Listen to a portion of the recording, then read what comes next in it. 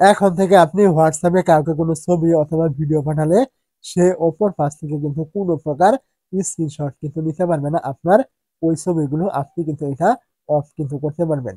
কিভাবে আপনি এটা অফ করবেন? তার জন্য আপনি কি করবেন, সবার আগে আপনি চলে আসবেন আপনার যে মোবাইলে থাকা গুগল প্লে স্টোর থাকবে, এইখানে আপনি সবার আগে চলে আসবেন। এইখানে চলে আসার পর আপনি এখান থেকে সার্চে ক্লিক করবেন এবং আপনি এইখান থেকে প্রথমেই হোয়াটসঅ্যাপ থেকে আপনি এখান থেকে সার্চ করবেন।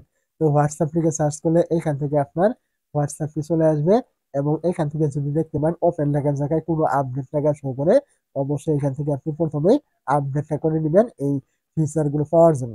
যদি আপডেট চাই দিয়ে নেবেন, না চাইলে আপনি কি করবেন, এখান থেকে আপনি বেরিয়ে চলে আসবেন।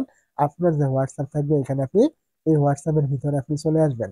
তো যখনই আপনি এখান থেকে হোয়াটসঅ্যাপের ভিতরে চলে আসবেন, হোয়াটসঅ্যাপের ভিতরে চলে আসার পর এখান থেকে আপনি যাকে আপনি ছবিটা পাঠাবেন আপনি কি করবেন, তার নামের ভিতরে এইভাবে ক্লিক করবেন।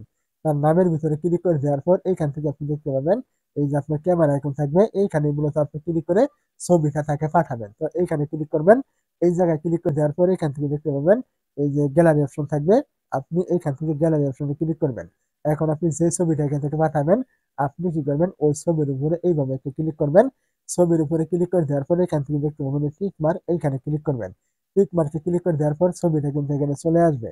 তো ছবিটা এখানে এরকম চলে আসবে, এইখান থেকে আপনি দেখতে পাবেন এই যে একটি ওয়ান নামে অপশন কিন্তু এখানে দেওয়া থাকবে।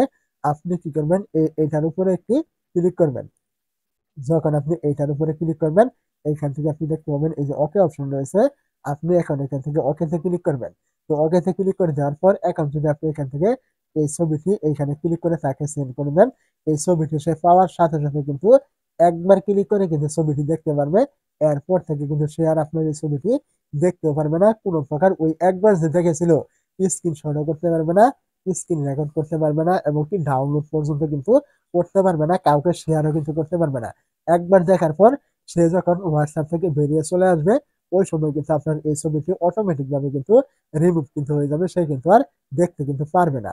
তো অবশ্যই আপনি চাইলে আপনার যে ছবিগুলো যাকে পাঠাবেন এইভাবে আপনি চাইলে সিকিউরিটি কিন্তু দিতে পারেন।